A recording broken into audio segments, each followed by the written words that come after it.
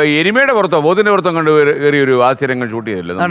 പോത്തിന്റെ പുറത്തായിരുന്നു. പോത്തിന്റെ പുറത്ത് എന്റെ അമ്മു. മൈസൂരിലൊരു പടത്തിന്റെ ഷൂട്ടിംഗ് നടന്നപ്പം മലയാളം തന്നെ ഒരു പുഴയുടെ തീരത്തിരുന്ന് ഇദ്ദേഹം എഴുതുക സീൻ എഴുതുക പാസിയേട്ടൻ.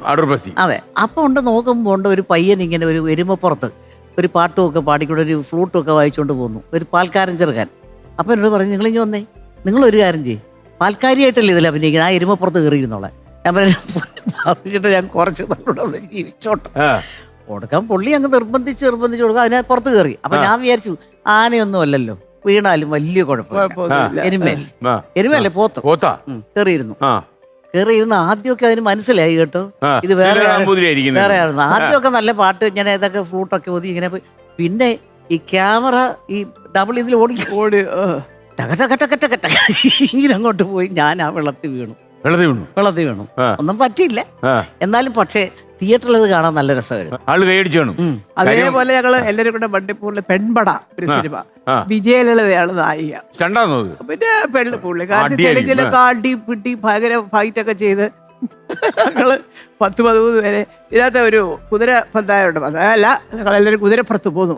ഒരു ഇതിന് ഞങ്ങൾ ഒരാഴ്ചത്തേക്ക് ട്രെയിനിങ് തരുന്നുണ്ടെന്നൊക്കെ പറയുന്നു. മണിസാറ് ക്രോസ്വെൽ മണിസാറ്, അപ്പൊ ജോഷി സാറൊക്കെ അത് അസോസിയേറ്റാ. അപ്പൊ വരുന്നത് ഞങ്ങളെ എല്ലാവരും കുതിര ഓടിക്കാൻ പഠിപ്പിക്കുക. ഓരോരുത്തരും ഇങ്ങോട്ട് വലിച്ചു, ഇങ്ങോട്ട് പോയി, ഇങ്ങോട്ട് വലിച്ചോ, ഇങ്ങോട്ട് പോകും. മല്ലിക രാവിലെ ഒരു വലിയ കുതിരപ്പുറത്ത് കയറി ഓടിക്കുക ഇങ്ങനെ, കണ്ടോ ഞാൻ പറഞ്ഞു, മല്ലിക ഇറങ്ങി താഴെ കണ്ടോ. എല്ലാം കഴിഞ്ഞിട്ട് 10-15 കുതിരയും എല്ലാവരുമായിട്ട് വിജയലളിത ഫ്രണ്ടില് അടുത്തത് ഞങ്ങളെല്ലാവരും ഉണ്ട്. ഇത് 2-3 ക്യാമറ ഉണ്ട്. വിസിലടിക്കുമ്പോൾ ഓടിച്ചു കൊടുക്കണം. ഞാൻ ശരി വലിച്ചു, വിജയലളിത ഒറ്റ കയ്യിലൊക്കെ ഇങ്ങനെയൊക്കെ അല്ല ചെത്തി. അതെ. അപ്പൊ ഞങ്ങൾ പുറകെ പോകുമ്പോ ചേച്ചി പറഞ്ഞ പോലെ ദൈവമേ അർജുനൻ ഫൽഗുനം ഭാരതം വിജയമായ പേരുകളിലൊക്കെ പറഞ്ഞ് ഞാൻ മീനച്ചേച്ചി 2 ചെറിയ കുതിര അതോട്ട് അനങ്ങുന്നുമില്ല. ചേച്ചിയെ എല്ലാരും പോയി, ഈ 2 കുതിര അനങ്ങത്തില്ല. നോക്കിയപ്പോ പോയി. ഉടനെ അവസാനം കുറച്ച് കഴിഞ്ഞൊക്കെ ഇവിടെ വേറൊരു ശബ്ദം, എന്നെ ആരെങ്കിലും രക്ഷിക്കോ പറഞ്ഞു. ലിസി. ഞാൻ നോക്കിയപ്പോ കുതിരയിൽ വീണിട്ട് കയറ്റി കെട്ടിപ്പിടിച്ച് കിടക്കുക. അപ്പൊ അതുകൊണ്ട് ഈ കുട്ടി വീണാല് പുറകെ വരുത്ത കുതിര കയറും.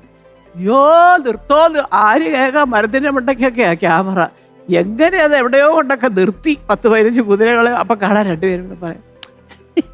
അമ്മ മീനച്ചേച്ചിയായിരുന്നു അതിന്റെ മേർത്ത്. മീനച്ചേച്ചി എങ്ങനെ പോക്കെ താഴെ കുതിര വളഞ്ഞു പോയി.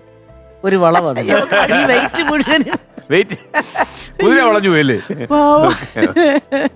അങ്ങനെ എന്തൊക്കെ. പിന്നെ അന്ന് ഡ്യൂപ്പില്ല, ഞാനില്ലേ ചേച്ചി കൂടെ സ്റ്റണ്ട് ഫൈറ്റ്, ത്യാഗരാജ മാഷാണ് ഫൈറ്റ് മാസ്റ്റർ. ഒരു ഭയങ്കരമായിട്ട് ചാരം ഇങ്ങനെ കൂട്ടിയിട്ടിരിക്കുക. ചേച്ചിക്ക് ഓർമ്മയുണ്ടത്? എന്നാ സാർ ചെയ്യണോ?